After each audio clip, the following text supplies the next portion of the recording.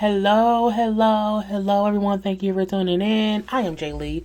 This is JLeesCorner. This is my review for Lockup Season 3, Episode 28. Okay, let's get it started. It is 5:30 in the morning. This is my 18,000th review. Y'all know to like, to comment, to share, to relax, relate, release, all that goodness. To follow me on social media. And then all of my social media links is in the description box below. Okay, let's get started with this review, money. This is late. I don't have all the pictures. Y'all know people is. So first up we have Britney Marcelino.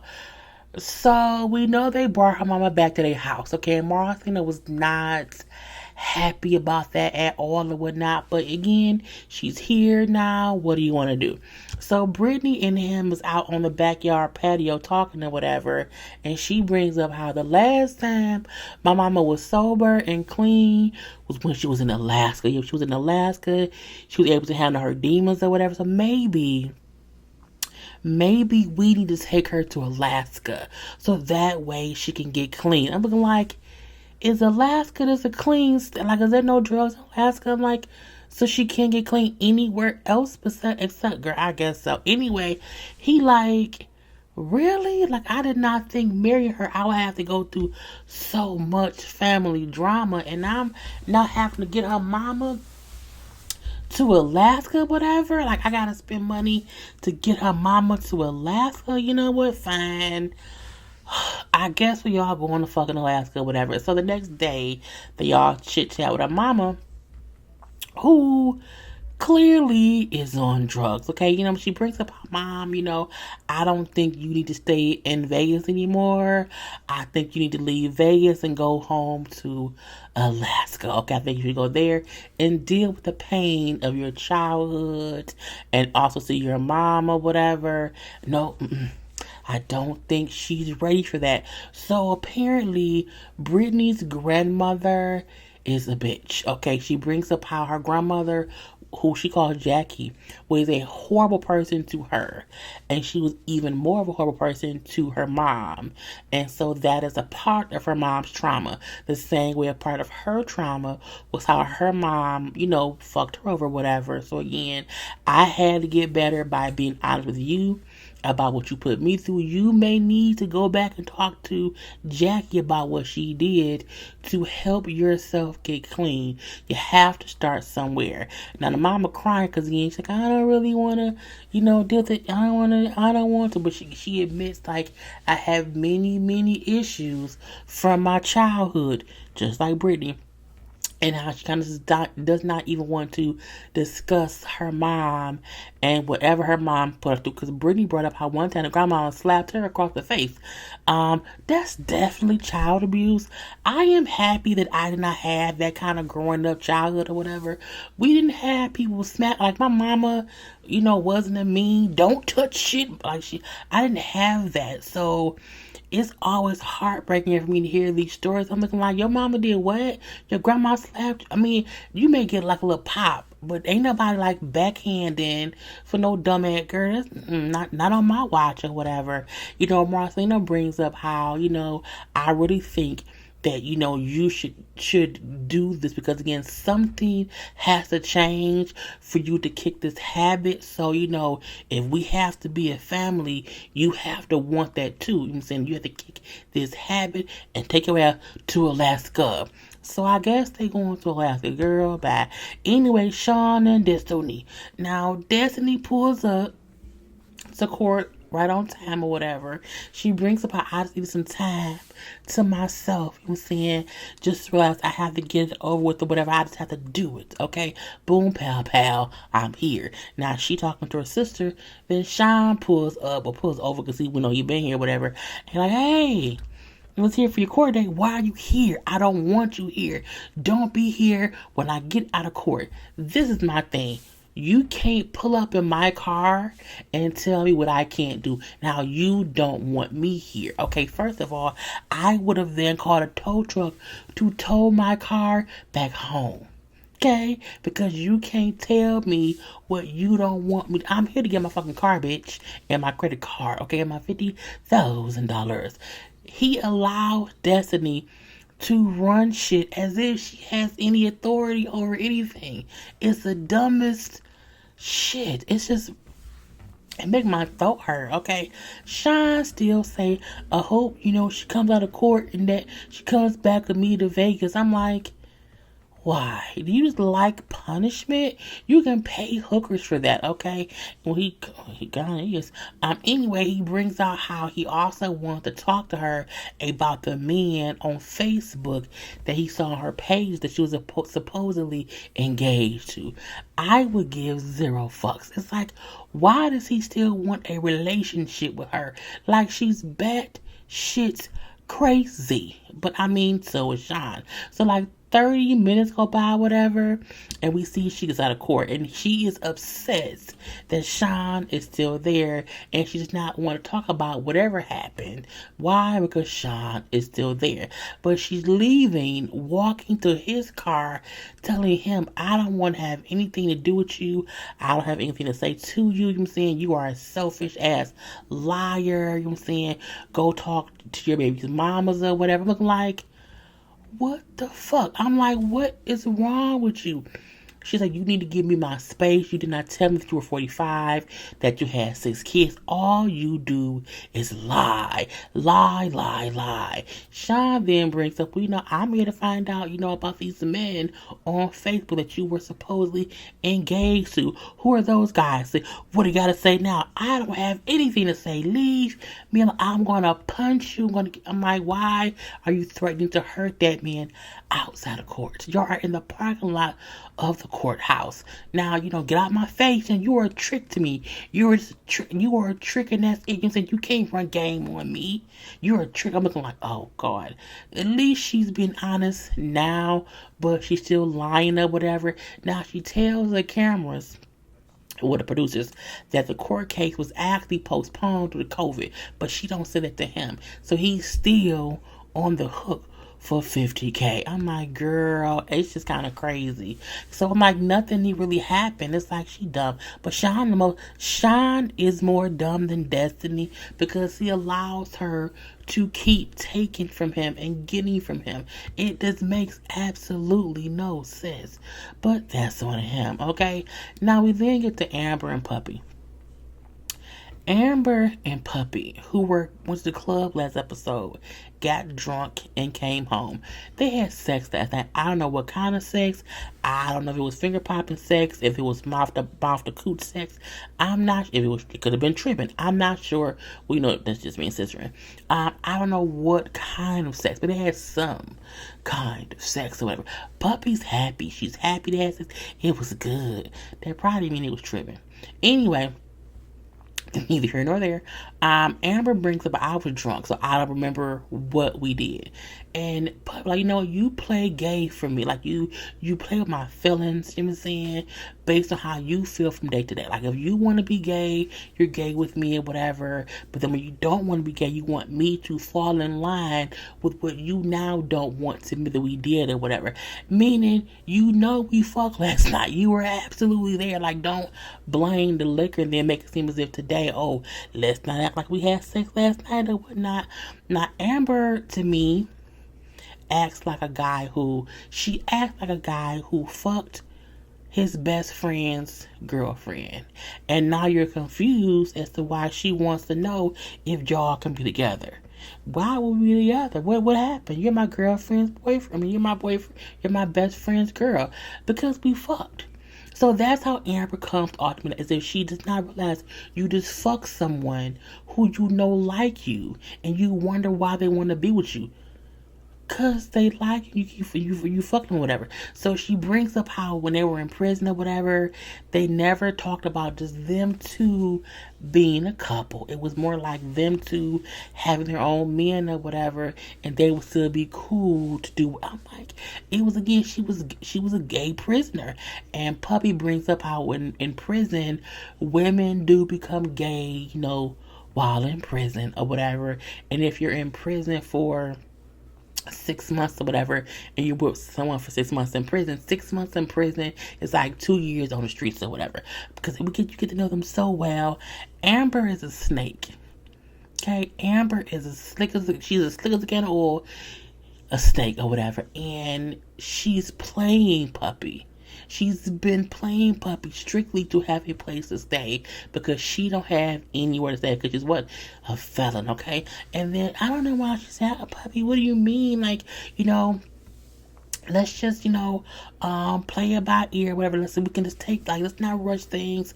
Let's just figure things out. Now, she tells us how, a guy who she was with before named Sammy, her old dude Sammy, we break up and get back together, whatever. He's in prison right now, but he's about to get out and I want some dick. Okay, and again, she's playing puppy just to wait until Sammy gets out. Amber ain't shit, okay, and I think we know it and we don't like it or whatever. Okay, and now we have John and Christiana, who was on last season. And it was a whole bunch of mess. Now she ended up going back to jail. And this because it was a year ago they were on the show. She got married with him out of prison or whatever. But she's been back in jail for the past 9 months because she violated her parole, going different places with John that was not on her list of things to do, whatever. The place followed them and busted her or whatever. So John say he misses his wife. I miss my wife, whatever, but I'm happy that she is in prison because she was at least able to get clean. Because yes, she was also a drug addict or whatever. So the mom and sister, her mom and sister lived there with him. Now the sister wants to fuck John. This is the sister. Matter of fact, these two, John, who was married to Christiana, and that is her sister, Tara. Tara wants to fuck John. Tara comes in John's room in her robe. No, not even robe, in her towel. She's naked with her towel. And she's asking him, take my phone. Where's my phone, John? Okay, get up. Let me pat you down. I'm looking like this is extremely inappropriate. Like, it's not appropriate in no way or whatever, okay? Now, we do see that she calls and John is talking to her. Like, I can't wait to get out and suck your dick. I'm like, why is she craving dick sucking or whatever? But you know what? Because she may smoke crack pipe, suck or whatever. I don't know. But again, John brings up that his feelings for his wife have deepened since she went to prison because again, now they've had more time to get to know each other. Before, he'd only known her prison-wise for 3 months. So now it's been, a full year that he's been talking to her, basically on the phone. Now, the mama, I see some shit going on between John and Tara. I don't like it. Like, they be flirting. And, he's married to Christiana. So the mama even sees some shit going on she don't like. Now, he brings up how since his wife has been in prison, that he has been around the house getting ready for her to get home, and that Tara has been helping around the house too. But he put the pool in the back, whatever. He got, yard work done. He did all these little things too. He got the bedroom remodeled because I want her to come home and it's comfortable. Now he do seem to love his wife, okay? But his damn sister-in-law, Tyra, okay, run around here like I'm his wife too. And they both bring up how, we've had sparks here and there. She walked up to this man on the back patio and was straddling him and rubbing his shoulders. I would beat my sister's ass, okay? I would also beat my husband's ass. If I saw this, I really wonder how would they even explain this shit?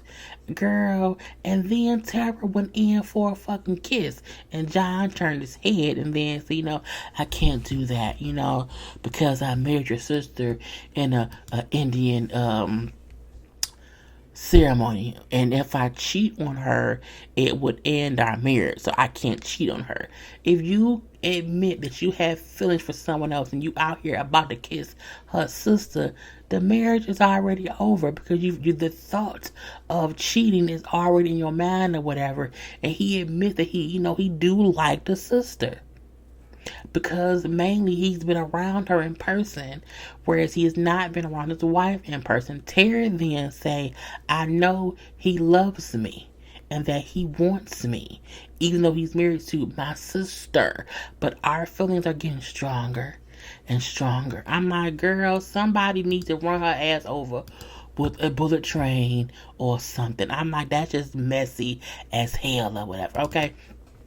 Now, next up, we have Chevelle and Kweilyn. Kweilyn is like, you know what I'm saying? Look, I'm sorry for what I did. Let's sit this part and chit chat. I want us, you know, I'm not going to cheat no more. You know what I'm saying? I know that we need to get better at communication. Okay. And that way we could be in a better space. And she's happy to hear him say all that. You know what I'm saying? I just want us to be on the same page. You know what I'm saying? I want you to not be out here trying to play me or whatever, so we can see how it goes. So she wants to work things out with him. But we knew that from the beginning. Okay, we was never questioning it, but we always knew that. Honey, but here comes D-Mark. Why is he here? What's going on? Because he, you know, Kweilyn walked away to play with the daughter. Anyway, why is he here? I don't like that he's here. I can't believe I came here for y'all. Why is he? I'm like, is DeMarc fucking Chevelle? DeMarc acts like a jealous ex-boyfriend. Or jealous, I want to be your boyfriend. He acts like someone who's fucked someone, and this is nasty. Are they really cousins? Or they play cousins? I need to know. Because the way he reacts, he cares too much. He projects too much. He acts out of character too much for it to be as simple as, oh, the dude my cousin cheated. And then, like, why are you so mad? Like, he mad as in you cheated on my girl and like you want her back. It's just weird. D-Mark comes off as if he wants to fuck Chevelle, and Chevelle comes off as, well, you know, look.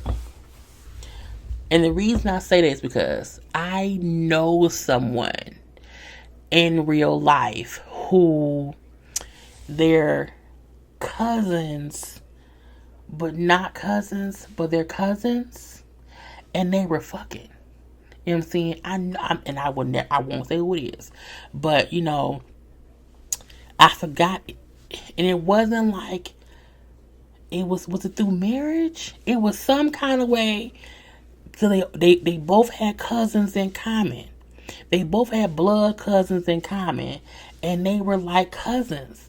But they were still fucking. And that's weird for Detroit shit. You know what I'm saying? Anyway, so my thing is, that's how he's acting. So I'm looking like, are y'all really cousins? That's just fucking and y'all won't say nothing. Anyway, you know, she like, look, I love him. I want to work things. I want to give him a chance to fix things. DeMarc then gets pissed off and he walks away and brings up how I'm saying, I want to be around him. I'm going to leave and saying, and I don't mind if things get a little ugly because life can be ugly. I'm like, why are you trying to make some ugly shit happen on a trip with your cousin and her daughter?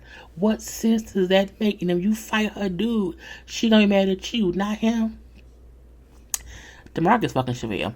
Anyway, lastly, we have Michael and Sarah. Now, Michael has been living at Sarah's house for a week. Okay? And Sarah's up here getting ready for a date with Malcolm. And Michael makes sure that she looks good before going out. He said, you know what? My wife is going on a play date with her play boyfriend. I said, this motherfucker here. As much of an asshole, cheating fucker he is, he's funny right now, whatever, okay? But he allows his wife to go on a little date. He's at home watching the children. I don't mean allowed in a real way or whatever. Anyway, he brings up how the kids are confused seeing mama go on a date with Malcolm or whatever. But that's okay, because the kids confused, Sarah's confused, even Malcolm is confused. I'm the only one that's not confused. I'm the only one that know we're going to get Malcolm up out of here, okay? And we then see Sarah and Malcolm on a little date with his little Gucci glasses, okay? Gucci glasses or whatever. So, you know, they sitting around at a little dinner. you know what I'm saying, chitting and chatting or whatever, you know what I'm saying. Now, she has not told him that Michael was living there. He don't know that at all. So he been there for a whole week, and you have not told your boyfriend. So when you talk to Malcolm, does Michael just be quiet? What's going on? Anyway, he's like, I'm going to tell him today. So while she's on the date, Michael keeps calling her phone. Hey, what you doing?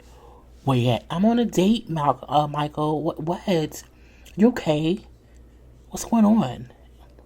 I'm on a date, whatever. And then she hangs up. The fact that he like, oh, that's baby daddy? What's going on? Like, what's going on with y'all?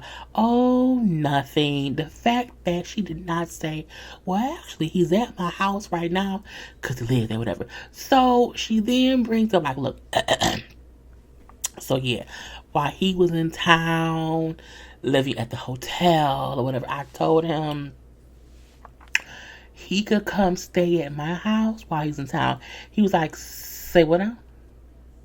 What is the dynamic of your relationship? Like, what, like, do we have to go to a hotel because, you hit the house? Like, what's going on or whatever?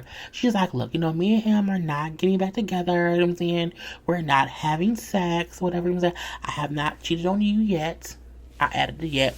He like, look, I like you. I really do like you. But, you know what I'm saying, I'm going to have to separate myself from you, okay? Because you have to get this situation figured out. Because I can't, like, it's too much.